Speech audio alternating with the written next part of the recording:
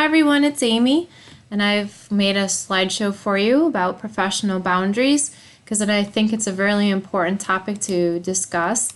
I want to start out with some definitions of what professional boundaries are. According to the National Council of State Boards of Nursing, professional boundaries are the spaces between the nurse's power and the client's vulnerability. Unfortunately, setting boundaries isn't straightforward and it's not always an easy thing to do. The Code of Ethics for Nurses states, when acting within one's role as a professional, the nurse recognizes and maintains boundaries that establish appropriate limits to relationships. This is really important. We want to be supportive of our families and our patients, but we don't want to start crossing over our boundaries. Professional nurse-patient relationships should consist of the following: trust between both parties, respect, providing safe care, providing competent care. We need to be ethical and we need to focus on patient needs. Boundary crossing affects not only the patient's well-being, but can also take a toll on the nurse as well. Some nurses feel pressured by families and give in to requests that are outside their scope of practice and against organizations' policies. What they don't think about are the ramifications on therapeutic nurse relationships or the legal consequences if there is indeed a boundary violation, because there can be legal consequences. That's why it's really important that we go over this. There are 3 categories or levels of overstepping boundaries, and I apologize because it says 1, 1, and 2, but there are 3. The first one is boundary crossing, the second one is boundary violation, and the third is sexual misconduct. The first category is like caution. We're crossing over. It's a decision to deviate from an established boundary for a therapeutic purpose. So in this case, the nurse might not really recognize that they're crossing over a boundary, so we're going to have to talk about some questions that we need to ask ourselves, because the nurse may think they're being therapeutic in this situation, but in reality, what they're doing is not therapeutic.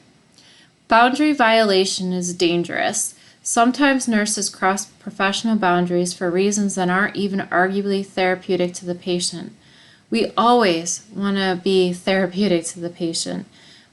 In this case, a nurse actually knows they're crossing boundaries, knows that it's not therapeutic, but continues to do it. The third category is sexual misconduct, which is forbidden. The NCSBN defines sexual misconduct as engaging in contact with a patient that's sexual or may reasonably be interpreted by the patient as sexual, any verbal behavior that's seductive or sexually demeaning to a patient, or engaging in sexual exploitation of a patient or former patient. I have some examples for you to hopefully help clear up the different categories. So for boundary crossing, anytime a nurse accepts gifts, gives gifts, gives out their cell phone numbers, shares social media, socializes with former clients, discusses personal information with their client or patient or family, or providing care to family and friends. So there's a lot there, and I know that we are all in an age here where we have lots of social media. We have Facebook and Instagram. We are not allowed to share any social media. You cannot be Facebook friends or Instagram buddies or any of the social media that I haven't mentioned. It's very important that we follow these rules.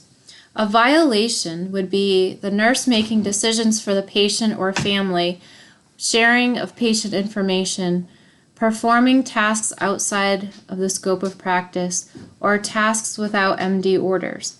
You cannot receive gifts or money, giving gifts with expectations for favors from the family, borrow money from the patient and families, sell products to patient and family. So if your child selling Girl Scout cookies, you cannot ask your families or patients if they would like to buy some. If you are pressuring patients to change their will or power of attorney to your name, this is definitely an example of a violation. And providing care beyond hours. Although we know that our families could really use some extra time to have someone help them take care of their loved one, We cannot do this legally. The examples are dating patients, kissing, engaging in sexual behavior, touching the patient in any way that's sexually suggestive. Here are some of the implications of overstepping boundaries, and I really want you guys to think about this. For the patients, it could be unsafe and they can have potential harm. It can be a loss of trust between the patient, family, and nurse, poor patient outcomes. The patient and the family begin to expect special treatment from all caregivers. So let's stop here for a second. Unsafe and potential harm. If your families are asking you to give medicines or give boluses or do anything that you don't have an order for, it is unsafe and can potentially harm the child. We can only provide treatments and interventions under a doctor's order. So it's really important that you make it very clear and you do not cross over that boundary.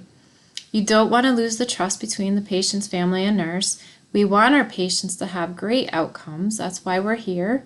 And this is a big one that happens. If you have one nurse that will do anything the family requests, whether we have orders for it or not, the family starts to expect that all the nurses will do that, and that's not fair. And nobody should have to experience that. It can make for a very hostile environment. The family can start refusing other nurses, and it can impact the patient's care. Nurses and organizations also feel implications of when nurses overstep boundaries. A nurse can become burned out. There's high turnover. There's feelings of resentment. You can have moral distress, and you can get as bad as PTSD. It causes problems for colleagues. We can have lawsuits. There can be fraud that happens, and organizations themselves may lose patients and referrals. Areas of nursing affected in boundary crossing are pretty much anywhere a nurse works: hospitals, rehabs, residential institutions, home care, private duty. Common when nurses provide care in patients' homes, nurses feel obligated to help. Prevention. Here's where I want you to ask a few questions of yourself. Are my actions about my needs more than the patient's or family needs? Are my actions therapeutic? How will my actions affect the patient and family? Positive or versus negative outcomes? How will my actions affect my colleagues? Consult with your nurse manager if you are unsure. And as always, if you can't get in contact with your case manager, you can call the office and you can speak to either myself, Marie, Stephanie, or Kyle. We can all help you. Healthy boundaries lead to rewarding nurse-patient relationships. We want to take good care of our patients. And as always, if you have any questions, please feel free to reach out to myself, any of the case managers, or Marie. Thank you.